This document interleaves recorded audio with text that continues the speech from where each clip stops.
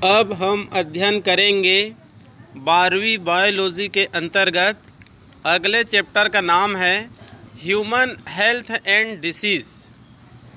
Human health and disease, मानव स्वास्थ्य एवं रोग। इसके अंतर्गत हम लोग जब विस्तृत अध्ययन कर रहे थे और जब वीडियो बना रहे थे तो इसके अंतर्गत मेरे यूट्यूब चैनल का नाम है NEET biology with Pramod Yadav. उसमें 21 वीडियो है, मतलब 21 वीडियो है। तो आप लोग प्रैक्टिस करने से पहले, इस ऑब्जेक्टिव को होमवर्क करने से पहले आप लोग मेरा जो यूट्यूब चैनल है उसको आप लोग तुरंत सब्सक्राइब करिए और अपने पुस्तकों का अध्ययन करिए। और मेरे यूट्यूब चैनल में जितने भी इस चैप्टर में वीडियो है उसको आप लोग पहले ध्यानपूर्वक अध्ययन कीजिए। उसके बाद कहना चाहिए, यहाँ पर मैं इस चैप्टर से लगभग मैं 4 टेस्ट लिया हूँ और प्रत्येक टेस्ट में 25 के आसपास आपको कहना चाहिए ऑब्जेक्टिव क्वेश्चन मिलेगा। तो यहाँ पर आपको 100 ऑब्जेक्टिव क्वेश्चन मिलेगा यहाँ पर। तो आप पुस्तक से भी आप नॉलेज को बढ़ाइए, मेरे यूट्यूब चैनल से बढ़ाइए और उसके बाद यहाँ पर होमवर्क के रूप में अधिक से अधिक ऑब्जेक्टिव क्वेश्चन का क्या करिए, प्रैक्टिस करिए। ठीक है जी। तो यहाँ पर आपको कहना चाहिए विशेष रूप से लाभ मिलेगा। ठीक है, तो शुरू करते हैं आज का पहला क्वेश्चन। पहला क्वेश्चन है, निम्नलिखित में से कौन सा एक वायरस ग्रस्त नर के वीर्य के द्वारा, मतलब सीमेन के द्वारा संप्रेषित नहीं होता है। तो यहाँ पर 4 वायरस का नाम दिया गया है।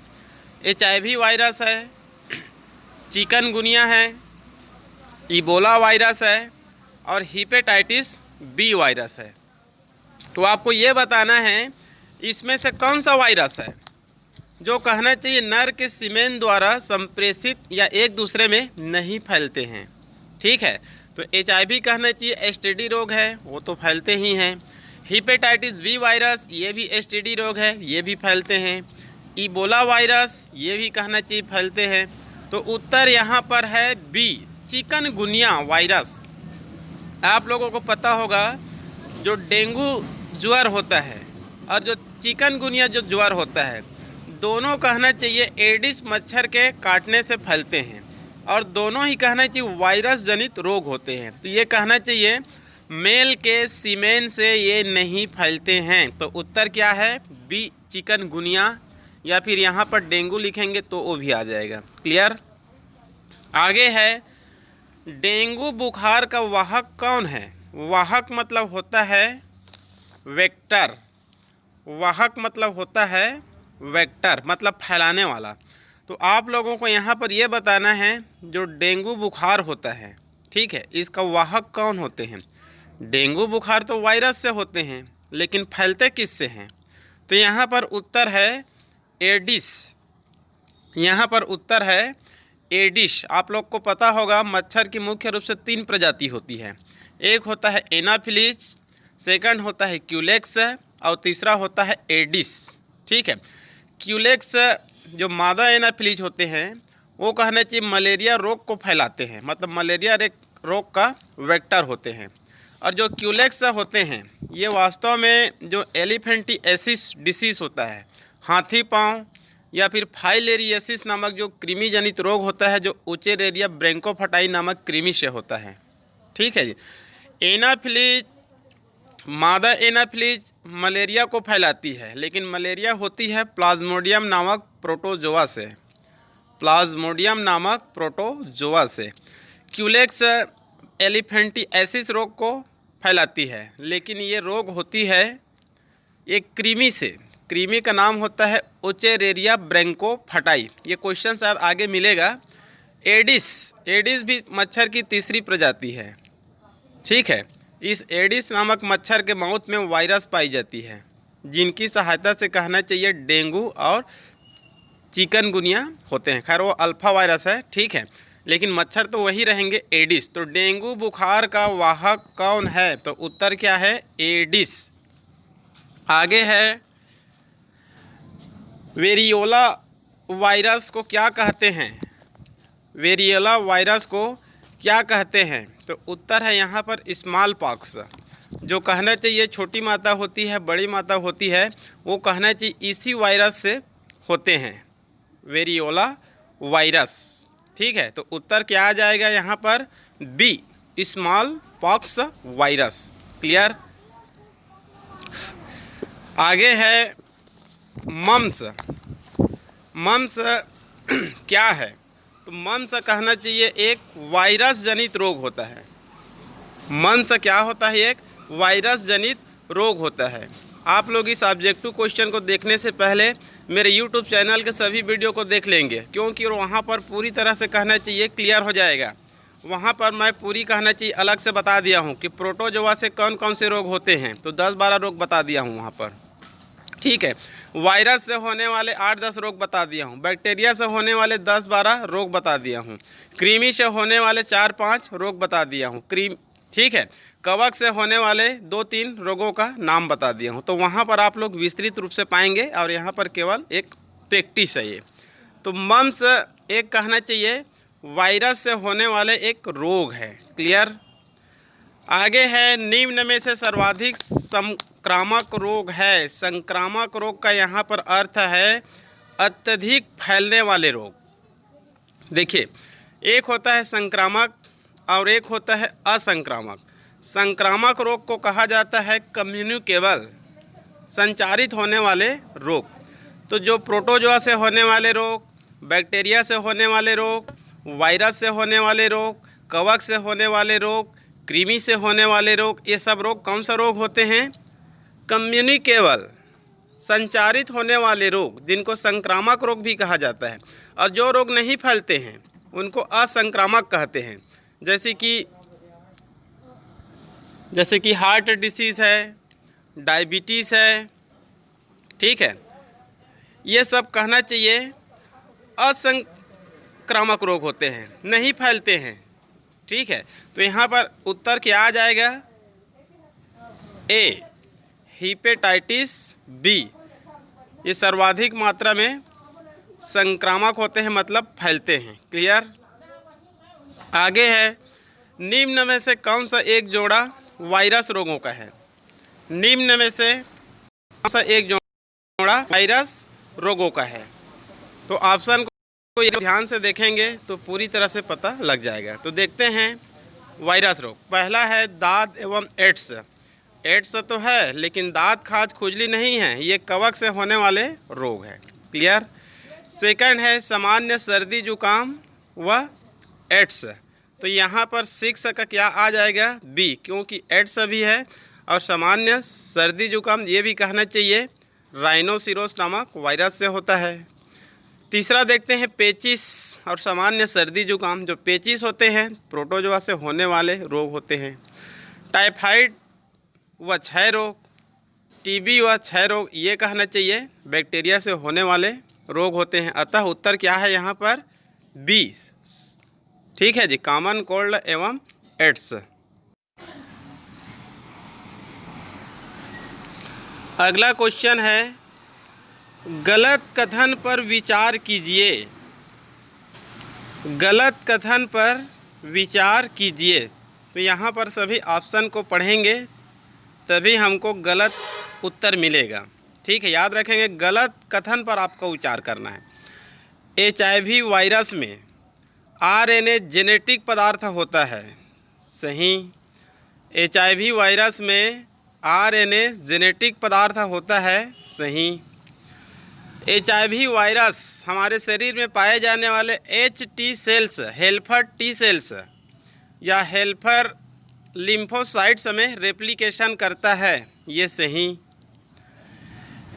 एंटी रिट्रोवायरल मेडिसिन एड्स उपचार में केवल आंशिक प्रभावी है। ये भी सही। मतलब एड्स के उपचार में जो एंटीवायरल मेडिसिन है वो केवल आंशिक प्रभावी है, पूरी तरह से प्रभावी नहीं है। ये भी सही। HIV दूषित सुइयां तथा लैंगिक संपर्क के दौरान फैलता है। ये भी सही। जो HIV होते हैं दूषित सुई का उपयोग करने से और लैंगिक संपर्क करने से ये फैलता है। क्लियर? एड्स के संक्रमण तथा लक्षण प्रकट होने के बीच का समय कुछ घंटों से लेकर कुछ सप्ताह तक होता है, तो यही गलत है। मतलब ये बताया जा रहा है इसमें एड्स के जैसे ही संक्रमण हुआ और उसके जो लक्षण होने की जो लक्षण प्रकट होते हैं उनके बीच का समय कुछ घंटों से लेकर कुछ सप्ताह हो सकता है, तो ये गलत है। मतलब किसी व्यक्ति को यदि एड्स होता है तो कुछ सप्ताह क्या 1, 2, 3, 4, 5 साल तक पता ही नहीं लगता है। ठीक है, तो यहाँ पर उत्तर क्या आ जाएगा? ई। मतलब एड्स के संक्रमण तथा लक्षण प्रकट होने के बीच का समय कुछ घंटों से लेकर कुछ सप्ताह हो सकता है, यही गलत कथन है। आगे, रोगों का निम्नलिखित में से कौन सा समूह जीवाणुओं द्वारा संक्रमित होता है? तो आपको बताना है यहाँ पर 4 ऑप्शन में कौन कौन से रोग है जो जीवाणुओं द्वारा संक्रमित होता है। पहला ऑप्शन हर्पिस व इन्फ्लुएंजा, ये दोनों गलत है क्योंकि दोनों कहना चाहिए वायरस से होते हैं। सेकंड देखते हैं हैजा व टिटनेस, ये सही है क्योंकि हैजा होता है, हैजा मतलब कॉलरा, ये बैक्टीरिया का नाम होता है वाइब्रियो कॉलरी। टिटनेस ये भी कहना चाहिए बैक्टीरिया से होने वाले रोग है, क्लोस्ट्रीडियम टिटेनी, क्लोस्ट्रीडियम टिटेनी नामक बैक्टीरिया के कारण। टाइफाइड बैक्टीरिया तो है लेकिन चेचक वायरस है। टिटनेस बैक्टीरिया तो है लेकिन गलसुआ वायरस से होने वाले रोग हैं। तो उत्तर यहाँ पर क्या है? बी, हैजा व टिटनेस। क्लियर? अगला क्वेश्चन है कुष्ठ रोग मतलब लिप्रोसी किसके द्वारा उत्पन्न होता है? तो ये होता है बैक्टीरिया से, लेकिन यहाँ पर कहना चाहिए 2 बैक्टीरिया दिए गए हैं, माइकोबैक्टीरियम और सल्मोनेला। तो जो सल्मोनेला टाइफी होती है उसके अंतर्गत तो कहना चाहिए टाइफाइड होता है सल्मोनेला टाइफी से। माइकोबैक्टीरियम लेप्री, इसका पूरा नाम होता है माइकोबैक्टीरियम लेप्री। लेप्री मैं इस कारण नहीं दिया था क्योंकि लेप्री का भी लिख दूंगा तो लिप्रोसी यहाँ पर उत्तर स्वतः मिल जाएगा। तो माइकोबैक्टीरियम लेप्री। मोनोसिस्टिस नहीं है, ठीक है, टीएमवी नहीं है, तंबाकू मोज़ेइक वायरस है, वो तो तंबाकू के पौधों में रोग उत्पन्न करते हैं। तो उत्तर क्या है यहाँ पर? D, mycobacterium leprae. Widal test किस रोग के लिए किया जाता है या फिर किस किस सुग्राहिता के लिए किया जाता है? तो आप लोग सभी जानते हैं, आए दिन कहना चाहिए पैथोलैब जाते हैं तो जो टाइफाइड का हम लोग जो टेस्ट कराते हैं उसमें लिखा रहता है विडाल टेस्ट। तो उत्तर क्या है? डी, मतलब टाइफाइड। मलेरिया का जो टेस्ट होता है उसमें मलेरिया टेस्ट ही लिखा रहता है। क्लियर? आगे है निम्न में से कौन सी बीमारियां जीवाणु जनित है? तो आपको यहाँ पर बताना है, ऑप्शन को देखना है कि कौन कौन से रोग जीवाणु जनित है। चारों ऑप्शन को देखते हैं, क्लियर हो जाएगा। मलेरिया ये जीवाणु से नहीं होता है, ये होता है प्लाज्मोडियम से मतलब प्रोटोजोआ से। एड्स ये होता है वायरस से। हैजा ये बैक्टीरिया जनित है। मम्स ये वायरस जनित है। ये ऑप्शन गलत। सेकंड देखते हैं टाइफाइड, ये कहना चाहिए बैक्टीरिया से। ट्यूबरकुलोसिस टीबी ये बैक्टीरिया से, लेकिन इन्फ्लुएंजा मम्स दोनों वायरस से, तो ये भी गलत। उसके बाद सी देखते हैं, हैजा ये बैक्टीरिया, टाइफाइड ये भी बैक्टीरिया, न्यूमोनिया ये भी बैक्टीरिया, डिप्थेरिया ये भी बैक्टीरिया, लेप्रोसी ये भी बैक्टीरिया। तो उत्तर क्या है यहाँ पर? सी, हैजा मतलब कॉलरा वाइब्रियो कॉलरी नामक बैक्टीरिया से। टाइफाइड ये भी बैक्टीरिया, सल्मोनेला टाइफी। निमोनिया ये भी बैक्टीरिया, सीडोपोन जो कहना चाहिए diplococcus pneumoniae, diplococcus pneumoniae. Pneumonia बच्चों में अधिकांश सर्दी या एलर्जी का रोग है। डिप्थेरिया कोरोनेट डिप्थेरियाई ये भी बैक्टीरिया। Leprosy Mycobacterium leprae. आगे देखते हैं डायबिटीज़, ये तो कहना चाहिए इंसुलिन हार्मोन की कमी के कारण होती है। मलेरिया ये तो प्रोटोजोआ के कारण होती है। सिफिलिस हालांकि ये बैक्टीरिया तो है और हैजा भी है, तो उत्तर आ जाएगा यहाँ पर सी। क्लियर? जापानी इंसेफेलाइटिस का संचरण होता है। जापानी इंसेफेलाइटिस ये कहना चाहिए बच्चों में होने वाला एक बुखार है। जापानी बुखार ये कई बार कहना चाहिए बरसात के दिनों में ये फैल जाती है, विशेष रूप से बिहार के कुछ क्षेत्रों में और उत्तर प्रदेश के पूर्वी क्षेत्रों में। कई बार आप लोग न्यूज़ वगैरह में सुने होंगे, उत्तर प्रदेश के कहना चाहिए जो गोरखपुर के आसपास है, और बिहार में कहना चाहिए जो मुजफ्फरपुर हैं उसके आसपास कहना चाहिए बरसात के दिनों में ये रोग फैल जाते हैं। जापानी इंसेफ्लाइटिस ये होता है, ये फैलता है एक मच्छर से। मच्छर का नाम होता है क्यूलेक्स मच्छर। क्यूलेक्स मच्छर, क्यूलेक्स मच्छर से कहना चाहिए एलिफेंटिएसिस मतलब हाथी पाँव डिसीज़ भी कहना चाहिए फैलता है। क्लियर। जापानी इंसेफ्लाइटिस इसमें कहना चाहिए सिर दर्द तथा बुखार आती है, विशेष रूप से बच्चों में ये कहना चाहिए होता है। क्लियर। आगे है कुछ मेडिसिन लिखा गया है, इसको बताना है इस मेडिसिन का उपयोग किस रोग के इलाज में होता है। ठीक है जी। मेपाक्रीन, क्लोरोक्वीन, पेलुड्रीन, लरियागो, एक रेपिथर भी होता है, यहाँ नहीं लिखा गया है। रेपिथर किस रोग के उपचार में प्रयोग होती है? तो आप लोग सभी सुने होंगे क्लोरोक्वीन। मलेरिया के उपचार में पहले क्या होता था? क्लोरोक्वीन। अभी भी कहना चाहिए जब कोरोना डिसीज़ हुआ है तो कोरोना का कोई मेडिसिन नहीं आया है, तो सभी सुने होंगे जो मलेरिया का कहना चाहिए मेडिसिन है क्लोरोक्वीन, इसी को दिया जाता है। तो यहाँ पर उत्तर क्या आ जाएगा? बी मतलब मलेरिया। मतलब ये सब रोग किसके काम आते हैं? मलेरिया। क्लियर। आगे है निम्नलिखित में से कौन सी अवस्था मलेरिया परजीवी की संक्रमण अवस्था है? देखिए जो मलेरिया होते हैं इसके जो परजीवी होते हैं प्लाज्मोडियम, उसके कई अवस्था होते हैं, तो उसमें आपको बताना है संक्रमण अवस्था, और मानव में बताना है कि मानव में कहना चाहिए कौन सी इनकी संक्रमण अवस्था है। तो याद रख लेंगे स्पोरोजोइट। ये जो प्लाज्मोडियम होते हैं मानव शरीर में किस रूप में प्रवेश करते हैं? स्पोरोजोइट के रूप में प्रवेश करते हैं। क्लियर। एक और क्वेश्चन यहीं पर बनता है, जो मलेरिया परजीवी का जो संक्रमण होती है वो कहना चाहिए मादा एनाफिलीज में प्रवेश करते हैं तो कौन सी अवस्था में प्रवेश करते हैं? तो उसका उत्तर है ट्रोफोजोइट। मानव में स्पोरोजोइट और मच्छर में मादा एनाफिलीज में ट्रोफोजोइट। क्लियर। आगे है अमीबियासिस मतलब पेचिस। अमीबियासिस मतलब पेचिस किससे होती है? तो आप लोग को पता होगा जो अमोबियासिस होता है, डिसेंट्री होता है, ये कहना चाहिए एक प्रोटोजोआ से होती है। किससे होती है? प्रोटोजोआ से होती है। प्रोटोजोआ का नाम होता है एंटअमीबा हिस्टोलाइटिका। वैसे यहाँ पर जो दिया गया सभी प्रोटोजोआ है, प्लाज्मोडियम भी प्रोटोजोआ है जिनसे कहना चाहिए मलेरिया होता है।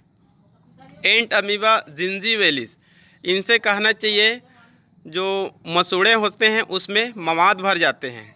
ट्रिपोनोसोमा गैम्बियंस, इससे स्लीपिंग सिकनेस, अफ्रीकन निद्रा रोग होते हैं, लेकिन पेचिस होती है एंटअमीबा हिस्टोलाइटिका से। क्लियर। अगला क्वेश्चन है अफ्रीकन निद्रा रोग स्लीपिंग सिकनेस। अफ्रीकन निद्रा रोग स्लीपिंग सिकनेस कहा जाता है ये अफ्रीका में ज़्यादा होती है, और ये रोग होने के बाद व्यक्ति को नींद आने लगती है, इसी कारण कहा जाता है इसको अफ्रीकन निद्रा रोग। स्लीपिंग सिकनेस किसके द्वारा होता है? ये रोग होता है एक प्रोटोजोआ के कारण, और प्रोटोजोआ का नाम होता है ट्रिपेनोसोमा गैम्बियंस। Trypanosoma gambiense. ये कहना चाहिए कारक है ये, लेकिन ये कहना चाहिए एक मक्खी से फैलती है।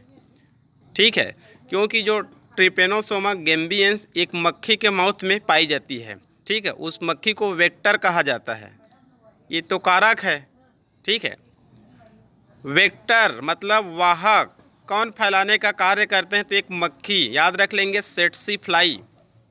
याद रख लेंगे सेट्सी फ्लाई। ठीक है, ग्लोसिना पेल्वेलिस वैज्ञानिक नाम, ग्लोसिना पेल्वेलिस सामान्य नाम होता है सेट्सी फ्लाई वेक्टर। आगे है काला अजार रोग किससे होता है? काला अजार रोग किससे होती है? ये भी कहने चाहिए एक प्रोटोजोआ के कारण ही होती है। ठीक है, काला अजार, इसका उत्तर है लिस्मेनिया डोनोनी। लिस्मेनिया डोनोवेनी, ये कहना चाहिए प्रोटोजोआ का नाम है। इनसे कहना चाहिए काला अजार नामक डिसीज़ होता है। लेकिन ये जो लिस्मेनिया डोनोवेनी होती है, ये भी कहना चाहिए एक मक्खी में ही पाई जाती है। ठीक है, उस मक्खी का नाम है, विशेष रूप से अधिकांश रोग मक्खी या फिर मच्छर से फैलते हैं। ठीक है, तो लिस्मेनिया डोनोवेनी, इनके मक्खी का नाम होता है सैंड फ्लाई। इसके मक्खी का नाम है सैंड फ्लाई। याद रखेंगे, जो कहना चाहिए अफ्रीकन निद्रा रोग होते हैं, स्लीपिंग सिकनेस होते हैं, इनके मक्खी का नाम है सेट्सी फ्लाई, ग्लोसिना पेल्वेलिस। और काला अजार, इनके कहना चाहिए मक्खी का नाम है सैंड फ्लाई। क्लियर। आगे है ब्लैक वाटर बुखार। ठीक है, परनीशियस मेलिग्नेंट बुखार, यहाँ से क्लियर हो गया, मेलिग्नेंट बुखार या फिर घातक बुखार या फिर ब्रेन मलेरिया। आप लोग को पता होगा मलेरिया 4 प्रकार के होते हैं, उसमें सबसे घातक मलेरिया होते हैं ब्रेन मलेरिया। जो प्लाज्मोडियम की जो 4 प्रजाति होती है ना, उसमें कहना चाहिए जो फैल्सीफेरम से होती है। किससे होती है? फैल्सीफेरम से। आप लोग सुने होंगे या फिर आप लोग पुस्तक में पढ़ लेंगे या फिर मेरे यूट्यूब चैनल को देख सकते हैं। ठीक है, प्लाज्मोडियम की कहना चाहिए 4 प्रजाति होती है। तो कौन कौन से होते हैं? प्लाज्मोडियम वाइवेक्स, ठीक है, Plasmodium falciparum, Plasmodium ovale, Plasmodium malariae. जितने भी कहना चाहिए अधिकांश जो मलेरिया होते हैं वो प्लाज्मोडियम वाइवेक्स के कारण होते हैं और ये ज़्यादा खतरनाक नहीं होते हैं। ठीक है, लेकिन जो प्लाज्मोडियम फैल्सीफेरम होते हैं, ये प्लाज्मोडियम की 4थी प्रजाति है। ठीक है, इनसे होने वाले मलेरिया बहुत ही घातक होते हैं, जिसके कारण इसको घातक बुखार या फिर ब्रेन मलेरिया कहा जाता है। पुस्तकों में लिखा रहता है इसको ब्लैक वाटर बुखार, परनीशियस मेलिग्नेंट बुखार। ठीक है जी, सबसे ज़्यादा उपयोगी शब्द होता है ब्रेन मलेरिया या फिर घातक बुखार, या फिर इंग्लिश में इसी को घातक को मेलिग्नेंट बुखार कहा जाता है। ब्लैक वाटर बुखार भी इसको कह दिया जाता है। क्लियर, इसको आप लोग विशेष रूप से देख लेंगे।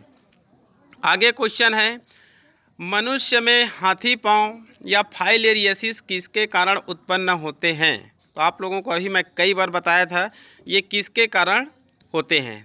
तो ये कृमि के कारण होते हैं। कृमि का नाम होता है उचेरेरिया ब्रैंकोफटाई, और ये कहना चाहिए जो मच्छर होती है, क्यूलेक्स मच्छर होती है, उनके माउथ में पाई जाती है। और क्यूलेक्स मच्छर जब कहना चाहिए स्वस्थ व्यक्ति को काटती है, तो स्वस्थ व्यक्ति के शरीर में उचेरेरिया ब्रैंकोफटाई जो नाम कहना चाहिए जो कृमि होते हैं वो शरीर के अंदर में प्रविष्ट हो जाते हैं और ब्लड सर्कुलेटरी सिस्टम के माध्यम से ये जो ब्लड वेसिल होते हैं बड़े आकार के, मतलब पैर में, वहाँ पर चले जाते हैं और वहाँ पर मेटाबॉलिज्म में त्रुटि उत्पन्न होती है और हानिकारक पदार्थों की उत्पत्ति होती है और वहाँ पर कहना चाहिए सूजन आ जाते हैं, जिसके कारण कहना चाहिए जो पैर होते हैं उनके जो ब्लड वेसिल के कारण सूजन आ जाते हैं और हाथी के पैर के समान हो जाते हैं, जिसके कारण इसको एलिफेंटिएसिस या हाथी पाँव या फिर विज्ञान शब्द में फाइलेरियसिस कहा जाता है। क्लियर। लास्ट क्वेश्चन है, वाहक तथा रोग का निम्न में से कौन सा मेल करता हुआ जोड़ा है? तो आपको यहाँ पर चारों ऑप्शन को देखना है और बताना है। क्लियर। क्यूलेक्स फाइलेरियसिस, ये तो सही है क्योंकि क्यूलेक्स कहना चाहिए वाहक है और ये कौन से रोग को फैलाते हैं? फाइलेरियसिस मतलब एलिफेंटिएसिस, उत्तर सही। सेकंड देख लेते हैं, घरेलू मक्खी हाउस फ्लाई, पित्त ज्वर, येलो फीवर, ये गलत है। क्लियर। शरीर की जूं टाइफाइड, ये भी गलत है। पित्त ज्वर वायरस, टाइफाइड बैक्टीरिया और ये शरीर की जूं से नहीं फैलती है। सैंड फ्लाई प्लेग, ये भी गलत है क्योंकि सैंड फ्लाई कहना चाहिए काला अजार को फैलाती है। प्लेग तो कहना चाहिए पास्चुरेला पेस्टिस नामक बैक्टीरिया से होती है, लेकिन ये फैलती है चूहे, गिलहरी, इनसे फैलती है।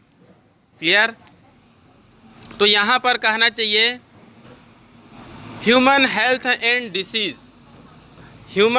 एंड डिसीज़ के अंतर्गत जो पहला टेस्ट लिए थे वो लगभग यहाँ पर कहना चाहिए पूरा हो गया है।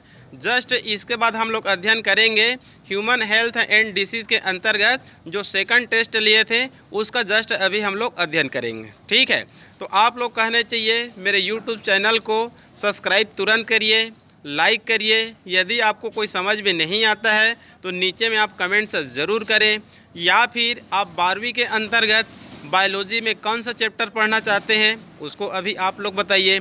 12वीं का पूरी क्लियर हो जाने के बाद 11वीं का मैं वीडियो बनाऊंगा, तो वहां पर आप 11वीं का भी डिमांड कर सकते हैं। ठीक है जी। तो आप लोग अधिक से अधिक मेरे YouTube चैनल को देखिए, आपको आज नहीं तो कल अवश्य फ़ायदा मिलेगा। ठीक है जी। तो आज के लिए केवल इतना ही।